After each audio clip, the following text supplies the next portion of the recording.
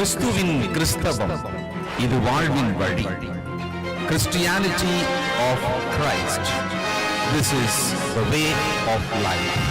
பரிசுத்த ஆண்டவர் இயேசு கிறிஸ்துவின் இனிய நாமத்திலே உங்களை வாழ்த்தி வரவேற்கிறேன். ஒருங்கிணைந்த சுவிசேஷ பார்வை, மத்தேயு, மார்க்கு, லூக்கா.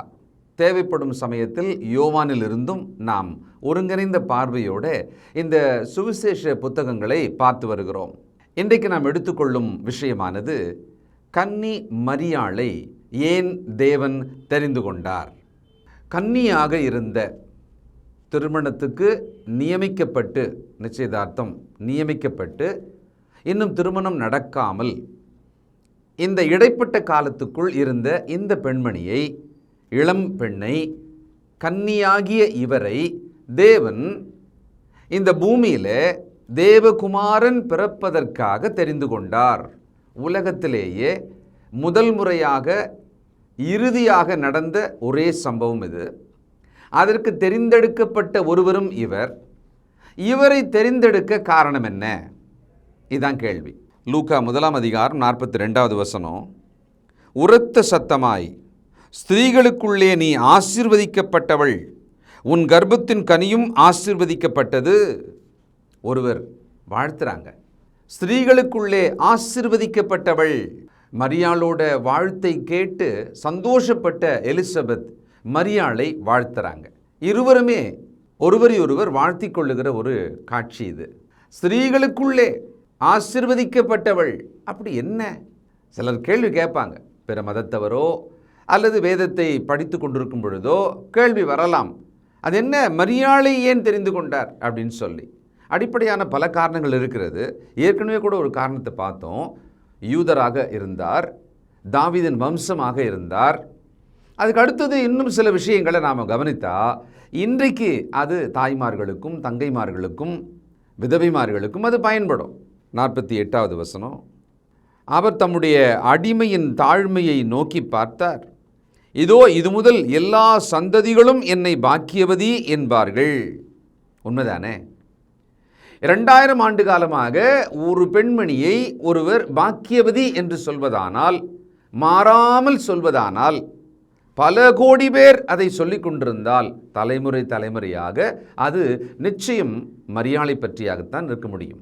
1 அதிகாரம் லூக்கா 27, தாவீதின் வம்சத்தான் ஆகிய யோசேப்பு என்கிற நாமமுள்ள புருஷனுக்கு நியமிக்கப்பட்டிருந்த ஒரு கன்னிகையினிடத்திற்கு தேவனாலே அனுப்பப்பட்டான். அந்த கன்னிகை பேர் மரியாள். 26ஆம் வசனத்தில் ஊர் அது என்னன்னா நாசரேத்து. வந்தவர் காபிரியேல் தூதர். அவர் ஏற்கனவே சகரியாவை சந்தித்தார். அதுவும் நமக்கு தெரியும், நம்ம படிச்சுட்டோம் ஏற்கனவே அதை. இங்கே அவர் மீண்டும் மரியாளை சந்திக்கிறார். ஒரு 6 மாதத்துக்கு பிறகு இந்த சந்திப்பு நடக்கிறது. வந்த உடனே அந்த நாசரேத்தில், இந்த நாசரேத்துன்னு ஏன் சொல்ல வேண்டியிருக்குன்னா, நாசரேத்திலிருந்து ஒரு நன்மை வரக்கூடுமா அப்படின்னு நினைச்ச ஒரு பட்டணம் அது. பாருங்க, யோவான் 1:46, அதற்கு நாத்தான்வேல், நாசரேத்திலிருந்து யாதொரு நன்மை உண்டாகக்கூடுமா என்றான். அதற்கு பிலிப்பு, வந்து பார் என்றான். அன்னைக்கு நாசரேத்துக்கு அதான் பேர். நாசரேத்திலிருந்து ஒரு நன்மையும் வராது. பாருங்க, தேவன் ஒரு விஷயத்தை தன் திட்டத்துக்காக தெரிந்து கொள்ளும்போது ரொம்ப பிரபலமானது, ஏற்கனவே ரொம்ப பெரிய மேன்மை உள்ளது அப்படின்றது அல்லாமல், சிறுமையானது, எண்ணப்படாதது அப்படின்ற இடத்தையும் தெரிந்து கொள்ளுகிறார், மனிதரையும் தெரிந்து கொள்ளுகிறார். பைத்தியம் எனப்பட்டவர்களை ஊழியத்துக்காக தெரிந்து கொள்ளுவார். இந்த பூமியிலே இழிவாக எண்ணப்பட்டவர்களை தம் பிள்ளைகளாக மாற்றிக்கொள்ளுகிறார். துரோகிகளை தம் குமார குமாரத்திகளாக ரட்சிக்கிறார். இது எல்லாமே நமக்கு தெரிஞ்ச விஷயந்தான். தெரிஞ்சதுனால நம்ம என்னன்னா, இன்னும் நன்றியுள்ளவர்களாக தேவனுக்கு இன்னும் பிரியமாக நடக்கணும். இப்போ அந்த காபிரியேல் தூதர் வந்துட்டார். நாசரேத்தூரில் மரியாளை சந்திக்கிறார். 28வது வசனம், அவள் இருந்த வீட்டில் தேவதூதன் பிரவேசித்து, கிருபை பெற்றவளே வாழ்க, கர்த்தர் உன்னுடனே இருக்கிறார், ஸ்திரீகளுக்குள்ளே நீ ஆசீர்வதிக்கப்பட்டவள் என்றான். பூமியின் ஸ்திரீகளுக்குள்ளே ஆசீர்வதிக்கப்பட்டவர் என்று முதல்ல காபிரியேல் தூதன் தான் வாழ்த்துறார். பூமியில் இருக்கிற எல்லா ஸ்திரீகளிலும் மரியாள் நீ ஆசீர்வதிக்கப்பட்டவள். ஆனால் அதுக்கு முன்னால் ஒரு வார்த்தை சொல்கிறாரு, கிருபை பெற்றவளே. இந்த கிருபை என்பது தகுதியற்ற ஒருவருக்கு தேவனாக தீர்மானித்து காட்டும் தயவு. இதான் அதனோட ஒரு டெஃபினிஷன். அதனுடைய அர்த்தம் இதுதான். கிருபை என்பதற்கான அர்த்தம் இதுதான். ஆங்கிலத்தில் சொல்லுவாங்க, it is an unmerited favour. எந்த மெரிட்டும் பார்க்காம ஒருவருக்கு நன்மை செய்வதானால் அந்த இடத்துல அதை கிருபை என்று சொல்லலாம். மனிதருக்கு செய்வதை நாம் சொல்வதல்ல, தயவுன்னு சொல்லுவோம். ஆனால் தேவன் தீர்மானித்து பூமியிலே ஒரு மனுஷனுக்கு அதை செய்வாரானால் அங்கே தான் அந்த கிரேஸ், அந்த கிருபை என்ற வார்த்தையை நாம் பயன்படுத்துவோம். இப்போ இந்த யோசேப்பு பற்றி பார்க்கும்போது அவர் ஒரு தச்சராக இருக்கிறார். ஒரு எளிமையான ஒரு மனிதன். அவருக்கு தான் மரியாளை நியமித்திருக்கிறார்கள், நிச்சயம் பண்ணியிருக்கிறாங்க, திருமணத்துக்கு காத்திருக்கிறாங்க. நிச்சயம் என்பது மிக முக்கியமானது. நிச்சயித்துக் கொள்வது என்பது நம்ம ஊர்லேயே சொல்லுவாங்க பாதி கல்யாணம் மாதிரி அப்படின்வாங்க. அதுக்கப்புறமாக அவர்கள் திருமணத்தை நோக்கித்தான் போக வேண்டும். அதற்கு இடையிலே அவர்கள் அந்த நிச்சயித்து கொண்ட குடும்பங்களுக்கு நடுவில் ரொம்ப அழகான ஒரு வார்த்தையை ஆபிரகாம் தன் மகனுக்கு பெண் பார்க்க அனுப்பின ஒரு படலம் ஒன்று இருக்கு இல்லையா, அந்த இடத்துல ஒரு வார்த்தை இருக்கிறது. ஆதியாகமம் 24:50. அப்பொழுது லாபானும் பெத்துவேலும் பிரதியுத்தரமாக, இந்த காரியம் கர்த்தரால் வந்தது, உமக்கு நாங்கள் நலம் புலம் ஒன்றும் சொல்லக்கூடாது. இந்த காரியம் கர்த்தரால் வந்தது. திருமண அட்டை இருக்கு இல்லையா, அந்த அழைப்பு அட்டை, அது மேலே 190 பேர் போட்டுருவாங்க. இது கர்த்தரால் வந்தது, இந்த காரியம் கர்த்தரால் வந்தது அப்படின்னு சொல்லிட்டு. அப்படியானால் ஒருவர் அதை நம்பினால், அதை ஏற்றுக்கொண்டால், அவங்க அதுக்கு மேலே இதை பற்றி நலம் போலம் நல்லது கெட்டது எதுவுமே பேசக்கூடாது, ப்ரொசீட் பண்ணணும், திருமணத்தை நோக்கி ப்ரொசீட் பண்ணணும். இதுதான் அதோட அர்த்தம். இந்த இடத்துல பார்த்தீங்கன்னா திருமணத்துக்காக நியமிக்கப்பட்டு விட்டது. இவர் ஒரு தச்சராக இருக்கிறார். அருமையான ஒரு பெண்மணியாக, கன்னியாக, இளம் பெண்ணாக மரியாள் இருக்கிறாங்க. அவங்க திருமணத்தை நோக்கி தங்கள் மனதால் ஆயத்தமாகி கொண்டிருக்கிறாங்க. தங்கள் சரீரத்தால் குடும்பங்கள் அவர்களை ஆயத்தப்படுத்தி கொண்டிருப்பாங்க. அந்த சமயத்தில் இப்படி ஒரு கன்னியாக இருக்கிற அவர் கர்ப்பவதி ஆவார் என்கிற ஒரு செய்தி சொல்லப்படுகிறது. இந்த யோசேப்பு தாவீதின் வம்சத்தான், மரியாள் தாவீதின் வம்சம். இவர்களை தேவன் தெரிந்து கொண்டதற்கான காரணங்கள் இதெல்லாமே உண்டுதான். மரியாள் என்பது ஒரு கிரேக்க பெயர். அப்படியே எபிரேயத்தில் சொல்கிறதா இருந்தால் மிரியாம், அது எபிரேய பெயர். ரெண்டும் ஒன்று தான். தேவன் தமது நோக்கத்துக்காக ஒருவரை தெரிந்து கொள்கிறாருன்னு வச்சுக்கோங்களேன். சுற்றியுள்ள சூழ்நிலைகளை எல்லாம் அவர் பார்க்கணும், அது அவரை தடுக்கும் அப்படின்ற அவசியம் இல்லை. நான் இந்த ஸ்டேட்மெண்ட் சொல்கிறேன், இதை நல்லா மறுபடியும் மனசில் வாங்கி திங்க் பண்ணி பாருங்கள். நம்ம ஏதாவது ஒரு விஷயத்தை செய்யும்போது சூழ்நிலையை பார்ப்போம். மனிதர்களாகிய நமக்கு அது ரொம்ப முக்கியம். ஏன்னா இப்போ தொட்டு போய் ஏதோ ஒன்று கேட்க போகிறோன்னு வச்சுக்கோமே, ஐயோ அவங்க சூழ்நிலையே நல்லா இல்லையே, இப்போ எப்படி கேட்குறது, அவங்களே கஷ்டத்தில் இருக்காங்களே, அல்லது நம்ம சூழ்நிலை சரியில்லைன்னு வச்சுக்குவோமே, நம்மளால் இப்போ எப்படி செய்ய முடியும், நம்ம சூழ்நிலை எப்படி இருக்கே, நம்ம நிலைமை எப்படி இருக்கே அப்படின்னு சொல்லுவோம். ஆனால் தேவன் ஒருவரை தெரிந்து கொள்வதானால் அவருக்கு சூழ்நிலைகள் ஒன்றும் அவரை தடுக்க போகிறதே கிடையாது. அந்த சூழ்நிலைகள் எல்லாத்தையுமே மாற்றவும் அவரால் முடியும், தலைகீழாக மாற்றிடுவார். பிரியமானவர்களே, தேவன் உங்களை எடுத்து பயன்படுத்த வேண்டுமானால் நீங்கள் சுற்றி இருக்கிற சூழ்நிலையெல்லாம் பார்க்கணுன்னு அவசியமே இல்லை. தேவனுக்கு நம்மளை ஒப்பு கொடுத்தா போதும். இப்போது மரியாளை தேவன் தெரிந்து கொள்ளும் பொழுது அவங்க சூழ்நிலை என்ன இப்படி நம்ம யோசிச்சு பார்ப்போமா?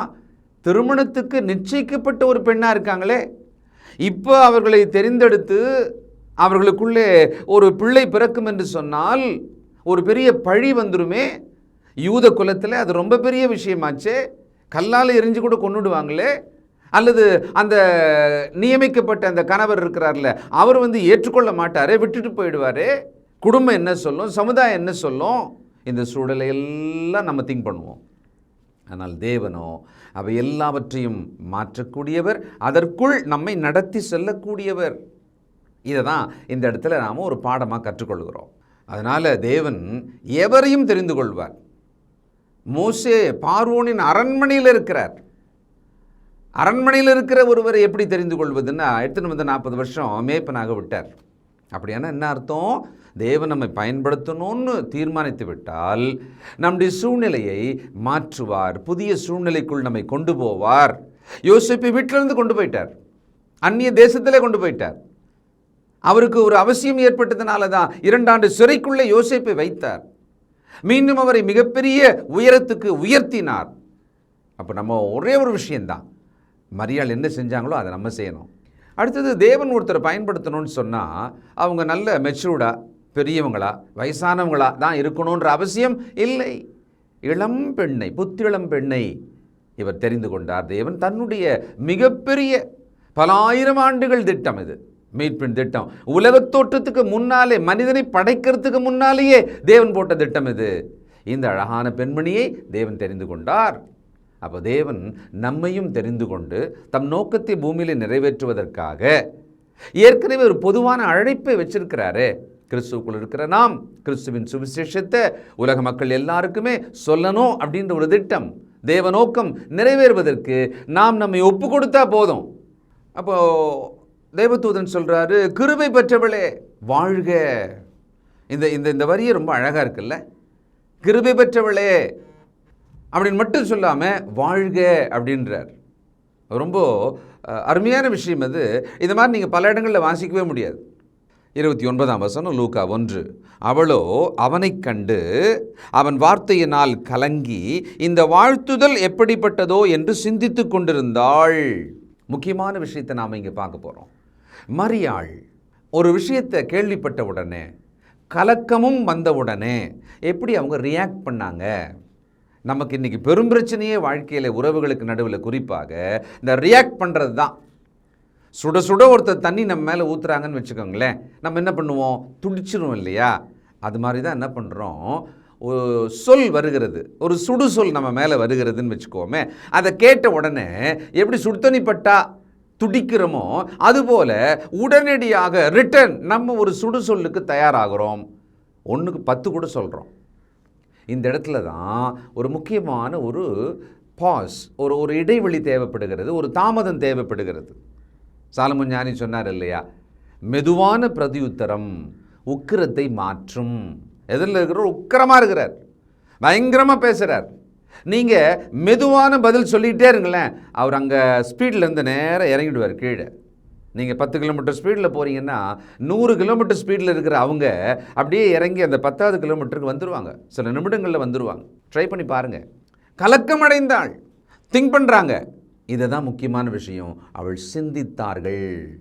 அப்போ ஒரு விஷயத்தை உள்வாங்கின உடனேயே நம்ம அதை மனசுக்குள்ளே வச்சு கொஞ்சம் சிந்திக்கணும்.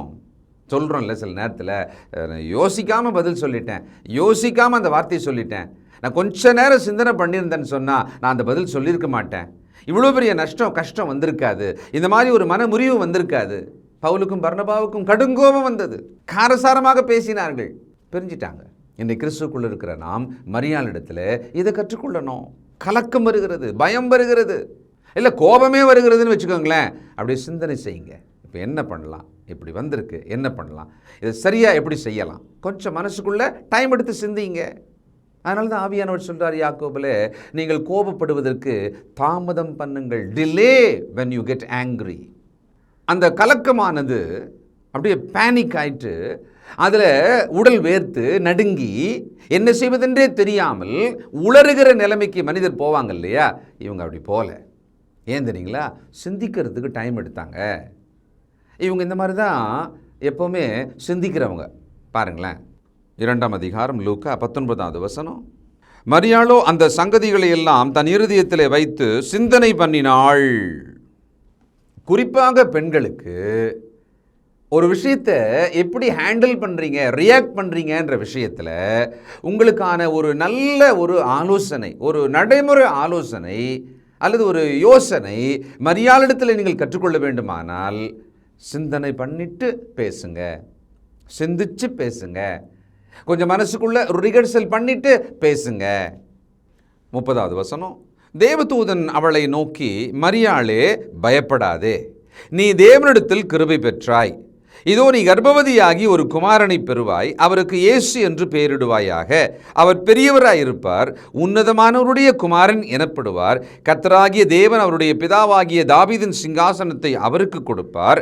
அவர் யாக்கோவின் குடும்பத்தாரை என்றென்றைக்கும் அரசாளுவார், அவருடைய ராஜ்யத்துக்கு முடிவிராது என்றான். இப்போ இந்த ஒருவரி தகவல் சொன்னார் இல்லையா, கிருபை பெற்றவளே வாழ்க, பெண்களுக்குள் நீ ஆசீர்வதிக்கப்பட்டவள். இவ்வளவுதான். அப்போ இந்த வாழ்த்து கேட்ட உடனே இந்த அம்மா கலங்கிட்டாங்க. இன்னும் அந்த ரியல் ஸ்டேட்மெண்ட்டுக்கு அவர் வரல. அந்த உண்மையான சரியான தகவல் இருக்கு இல்லையா, அது இன்னும் அவர் சொல்லவே இல்லை.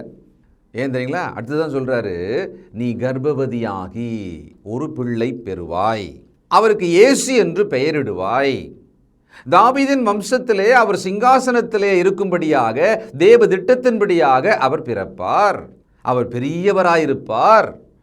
இது கர்த்தருடைய தீர்மானம். இதை இப்பதான் சொல்றார். இந்த அம்மா தேவபக்தி உள்ள பெண்மணி. அது எப்படி தெரிஞ்சுக்கலாம் அப்படின்னா, இப்போ மறுபடியும் ஒரு கேள்வி கேட்குறாங்க. 34வது வசனம். அதற்கு மரியாள் தேவதூதனை நோக்கி, இது எப்படியாகும், புருஷனை அறியேனே என்றாள். நியாயமான கேள்வி இல்லை? ஏன்னா இவர்கள் கன்னியாக இருக்கிறாங்க, திருமணத்துக்கு நிச்சயிக்கப்பட்டிருக்கிறாங்க, திருமணம் நடக்க போகிறது. இடையிலே நீ கர்ப்பவதியாகி அப்படின்னு சொன்னால், ஒருவேளை நமக்கு திருமணம் நடந்து அந்த திருமணத்தின் வழியாக ஒரு பிள்ளை பிறக்கும், அந்த பிள்ளையா இருக்குமோ? யோசிக்கலாம் இல்லை? நியாயமாக யோசிக்கலாம் இல்லையா? அப்போ இவங்க கேட்குறாங்க, இது எப்படி ஆகும், இப்பொழுதே கர்ப்பவதி ஆவேனா அல்லது திருமணம் நடந்தா? இந்த கேள்வி அவங்க மனசுக்குள்ளே வரலாம் இல்லையா? இது எப்படி ஆகும்? எனக்கு தான் திருமணமே ஆகலை, இப்போ ஆனால் தானே பிள்ளை பிறக்கும். சரி, அடுத்தது பதில் சொல்லணும். ஆவியானவர் சொல்கிறாரு தேவதூதன் மூலமாக. 35. தேவதூதன் அவளுக்கு பிரதியுத்தரமாக, பரிசுத்த ஆவி உன்மேல் வரும், உன்னதமானவருடைய பலம் உன்மேல் நிழலிடும், ஆதலால் உன்னிடத்தில் பிறக்கும் பரிசுத்தம் உள்ளது தேவனுடைய குமாரன் எனப்படும். பரிசுத்த ஆவியானவரோட பலத்தினால் கர்த்தருடைய வார்த்தை சொல்லப்பட்டது. அந்த வார்த்தை இப்பொழுது ஒரு மனிதனாக இந்த கன்னியினிடத்தில் பிறக்கப் போகிறது. இது எப்படி, இந்த ப்ராசஸை நல்லா பார்த்தீங்கன்னா, இப்படி தான் தேவன் தம்முடைய வார்த்தையின் மூலமாக ஒன்றை படைத்தல் அப்படின்ற விஷயத்தை செய்வார். பாருங்க, ஆதியிலே வெளிச்சம் உண்டாக கடவுது, வெளிச்சம் உண்டானது. நல்லா பார்த்தீங்கன்னா தேவனுடைய வார்த்தையானது புறப்பட்டு ஒரு வேலையை செய்யுதுன்னு வச்சுக்கோங்களேன். அந்த வேலை செய்கிற இடத்துல எதினாலது, எந்த பலத்தால் செய்யப்படுகிறதுனா எப்பொழுதுமே பரிசுத்த ஆவியின் பலத்தால் செய்யப்படுகிறது. அதனால தான் நம்ம பலத்தினாலும் அல்ல, நம்மளோட பராக்கிரமத்தினாலும் அல்ல, ஆவியினாலே ஆகும் என்று வேதம் சொல்லுகிறது. நல்ல ஞாபகம் வச்சுக்கோங்க. இது ஒரு சத்தியம், இது ட்ரூத். இது படைத்தல் பற்றிய ஒரு சத்தியம். இது தேவன் தம்முடைய வார்த்தையை சொல்லுவார், அந்த வார்த்தை போய் அதை நிறைவேறும். நிறைவேற இடத்துல அது நிறைவேறுவதற்கான ஒரு ஸ்ட்ரென்த், பலம் தேவை, பவர் தேவை. அது பரிசுத்த ஆவியானவரோட பலமாக இருக்கும். இன்னைக்கு கர்த்தருடைய வார்த்தையை நாம் படிக்கிறோம், அது நமக்குள்ளே வருகிறது, அது நமக்குள்ளே உயிரோடு கிரியை செய்யணும்னு வச்சுக்கோங்களேன். அந்த கிரியை செய்கிற இடத்துல பரிசுத்த ஆவியானவரின் பலம் அதை செய்கிறது. அதனால தான் நம்ம ரட்சிப்பு விஷயத்திலே கூட பாருங்களேன், பிதாவாகிய தேவனுடைய தீர்மானத்தினாலும் ஆண்டவர் இயேசு கிறிஸ்துவினுடைய இரத்தத்தினாலே பரிசுத்த ஆவியை கொண்டு நாம் சுத்திகரிக்கப்பட்டோம்னு இருக்கோம். அப்போ பாருங்க, பிதாவாகிய தேவன் தம் தீர்மானத்தின்படி தம் குமாரனை அனுப்புகிறார். அந்த குமாரனுடைய இரத்தத்தினாலே நாம் கழுவப்படுகிறோம். அந்த கழுவுற வேலையை யார் செய்கிறா? பரிசுத்த ஆவியினாலே நாம் கழுவப்பட்டோம், சுத்திகரிக்கப்பட்டோம்னு வேதம் சொல்லுது. இந்த பிரின்சிபிள் படி தான் தேவன் இந்த பூமியிலே எதையும் நடப்பிக்கிறார். இங்க சொல்றாரு, பரிசுத்த ஆவி உன்மேல் வரும், இதான் வழி. அவருடைய பலத்தினாலே நீ ஒரு பிள்ளையை பெறுவாய், குமாரனை பெறுவாய். இதை சொல்லிட்டு அந்த அம்மாவுக்கு ஒரு சான்று கொடுக்கிறார். இந்த அம்மா கேட்கல, ஆனால் அவரே கூடவே சேர்த்து ஒன்று சொல்லிடுறாரு. பாருங்க 36. இதோ உனக்கு இனத்தாளாயிருக்கிற எலிசபெத்தும் தன் முதிர் வயதிலே ஒரு புத்திரனை கர்ப்பம் தரித்திருக்கிறாள். மலடி என்னப்பட்ட அவளுக்கு இது 6ஆம் மாதம். தேவனாலே கூடாத காரியம் ஒன்றுமில்லை என்றான். ஏன்னா நிச்சயமாக தேவனுக்கு தெரியுமில்ல, நம்ம எவ்வளோ சிந்திப்போம், நம்மளோட ஸ்ட்ரென்த் என்ன, நம்மளால் எப்படி முடிவெடுக்க முடியும், நம்ம எப்படி தவிப்போம், நமக்கு இதை சொன்னால் அது நிச்சயமாக அது நமக்கு பிரயோஜனமாக இருக்கும், எல்லாம் தேவனுக்கு தெரியும். இந்த இடத்துல தேவனோட அன்பு, தயவை, அவருடைய இரக்கத்தை, அவர் நம்மை புரிந்து நமக்காக அவர் எப்படி செயல்படுகிறார் என்பதை எல்லாம் உன்னிப்பாக பார்த்தா நல்லா தெரியும். சில நேரங்களில் நம் குடும்பத்துக்குள்ளே தகப்பன், தாய் ஒரு பிள்ளைக்கு ஏற்ற மாதிரி செய்வாங்க, அந்த பிள்ளைக்கு ஏற்ற மாதிரி அந்த விஷயத்தை சொல்லுவாங்க. எல்லா பிள்ளைகளுக்கும் ஒரே மாதிரி சொல்லிட மாட்டாங்க. இவனுக்கு இப்படி சொன்னாதான் புரியும், அவளுக்கு அப்படி சொன்னாதான் புரியும்னு செய்வாங்க. அதுபோல தேவன் இந்த இடத்துல ஒரு பெரிய விஷயத்தை சொல்றார். கன்னியாகிய அவள் கால் நடுங்கி அப்படியே உடல் வியர்த்து மயக்கம் போட்டே விழுந்துருக்கணும் அந்த அம்மா. ஆனால் நின்று கேட்டுட்டு இருக்காங்க. இவங்க தேவபக்தி உள்ளவங்க, விசுவாசம் உள்ளவங்க. ஆனாலும் கூட பாருங்களேன், குறிப்பறிந்து எப்படி மனுஷராகிய நாமே செயல்படுவோம். பிள்ளைங்களுக்கு மகனுக்கு இப்படி சொல்லணும், மகளுக்கு இப்படி சொல்லணும், அம்மா அப்பாவுக்கு நல்லாவே தெரியும். அல்லது ஒரு அப்பா எப்படி மகளை ஹேண்டில் பண்ணுவார், அந்த மாதிரி தேவன் அருமையான மகளாகிய தேவ மகளாகிய இந்த கன்னி மரியாளுக்கு சொன்ன ஒரு பெரிய விஷயம் எப்படி இருக்குன்னு சொன்னால், ஒருத்தர் தலைமையில் 10 மூட்டையை ஒன்றா வச்சா எப்படி இருக்கும், அந்த மாதிரி அழுத்தம் உண்டாகக்கூடிய, இருதயமே நின்றுவிடக்கூடிய அளவுக்கு ஒரு செய்தி அது. கன்னியாகிய நீ கர்ப்பம் தரிக்க போகிறாய், அதுவும் பரிசுத்த ஆவியின் பலத்தால் நடக்கப் போகிறது. நீ பெறப்போகிற பிள்ளையோ தேவகுமாரன், தாவீதினுடைய வம்சத்திலே சிங்காசனத்திலே உட்காரக்கூடிய ஒரு ராஜா, அவர் மிகப்பெரியவராக இருப்பார். இவ்வளவையும் வார்த்தையை கேட்டுக்கிட்டே இருக்கும்போது மனசு எப்படி இருக்கும் இல்லை, கலக்கம் அடைஞ்சாங்க. ஆக்சுவலாக அவருக்கு ஒரு பயம் வந்திருக்குது. அதனால தான் தேவதூதன் அவரே சொல்கிறாரு, பயப்படாதே. அடுத்தது ஒரு சான்று சொன்னல, ஒரு சான்று வைக்கிறாருன்னு சொல்லிட்டு. ஏன்னா நமக்கெல்லாம் விசுவாச விஷயத்தில் கூட ஒரு சான்று இருந்தால், ஒரு எவிடன்ஸ் இருந்தால் நமக்கு கொஞ்சம் பிரயோஜனமாக இருக்கும். அதனால தான் நீங்கள் எபிரேயர் 11ஆம் அதிகாரம் பார்த்தீங்கன்னா விசுவாசத்தின் சான்றுகளை அடுக்கி வைக்கிறார். ஏன் இந்த சாப்டர் ரொம்ப முக்கியம் தெரியுங்களா? விசுவாசத்தோட டெஃபினேஷன், விசுவாசம்னா என்ன அப்படின்னு சொல்லிட்டு, இந்த விசுவாசத்தில் இவ்வளவு பேர் பாருங்களேன் சொல்லி முடிச்சுட்டு 12ஆம் அதிகாரம் தொடங்கும்போது சொல்கிறாங்க, மேகம் போன்ற திரளான சாட்சிகள். அப்போ தேவன் நாம் விசுவாசத்தில் பலனடைவதற்கு நம் வாழ்க்கையில் நம் கண் முன்னாலே இந்த வேதத்தில் சான்றுகளை கொடுப்பார். சரி, இப்போ எலிசபெத் இவங்க உறவுக்காரவங்க தான். சொல்கிறாரு 6வது மாதம் மலடி எண்ணப்பட்ட அவளுக்கு அப்படின்னு. உடனே இந்த அம்மாவுக்கு ரொம்ப ஆச்சரியமாக இருக்கும்ல, அது எப்படி சாத்தியமாகும், வயசானவங்களாச்சு அவங்க அப்படின்னா. தேவ செயல் என்று நடக்கிறது, இது தேவ செயல் தான் அப்படின்றத இவர்கள் உறுதி பண்ணிக்குவாங்க.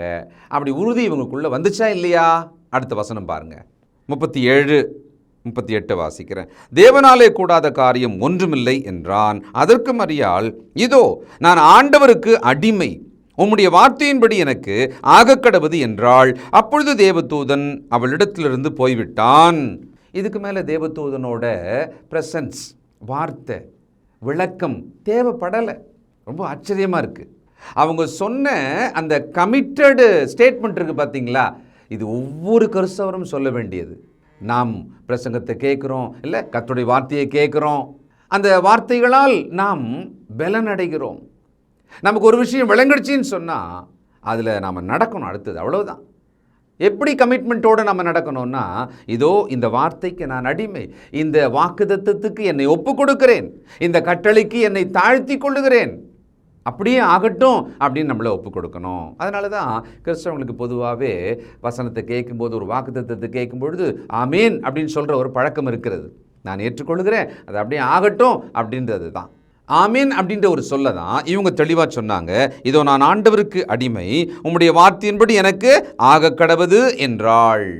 ஆக இன்றைக்கு நம்முடைய வாழ்க்கையில் நாம் மரியாளிடத்திலிருந்து கற்றுக்கொள்கிற பாடம், அதை விட இவர்கள் ஏன் தெரிந்து கொண்டார் அப்படின்னு சொன்னோம்னா, இவங்க தேவபக்தி உள்ளவங்களாக இருக்காங்க.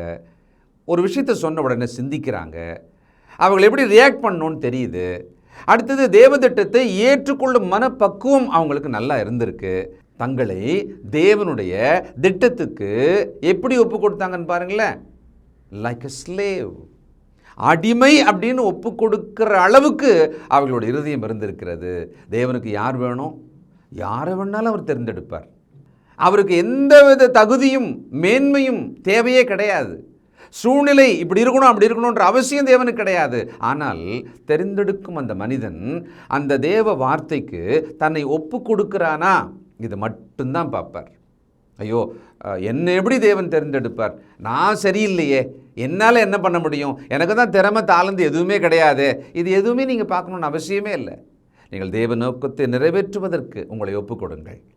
இதோ நான் ஆண்டவருக்கு அடிமை, அவருடைய வார்த்தையின்படி ஆகட்டும் என்று ஒப்பு கொடுங்கள். தேவன் உங்களை தெரிந்தெடுப்பார், உங்களை இன்னும் பெரிதாக பயன்படுத்துவார். தொடர்ந்து சிந்திப்போம், ஜெபம் செய்வோம். பரலோகத்திலே வாசமாக இருக்கிற எங்கள் நல்ல பிதாவே, அருமையான பாடத்தை நாங்கள் கன்னி மரியாளிடத்திலிருந்து கற்றுக்கொண்டோம். கற்பனை செய்ய முடியாத அளவுக்கு மிகப்பெரிய விஷயத்தை திடுக்கிடுவது போல கேட்ட அந்த பெண்மணி அதை எப்படி கவனித்தார்கள், சிந்தித்தார்கள், பதில் சொன்னார்கள், அர்ப்பணித்தார்கள் என்பதை நாங்கள் பார்த்தோம். இன்றைக்கு எங்களுக்கு இது அவசியமான ஆவிக்குரிய பாடமாக இருக்கிறதப்பா. இதை உள்வாங்கி மனதில் வைத்து நாங்களும் சிந்தித்து இப்படியே நடந்து கொள்ள எங்களை ஒப்புக் கொடுக்கிறோம். இதோ ஆண்டவருக்கு அடிமை, உம்முடைய வார்த்தையின்படியே ஆகக்கடவுது என்று நாங்கள் எப்பொழுதும் சொல்லிக்கொண்டு நடக்க ஒப்புக் கொடுக்கிறோம். எங்கள் பிள்ளைகளை ஒப்புக் கொடுக்கிறோம். ஆசீர்வதியும். இயேசு கிறிஸ்துவின் நல்ல நாமத்தில் ஜெபிக்கிறோம் பிதாவே. ஆமென்.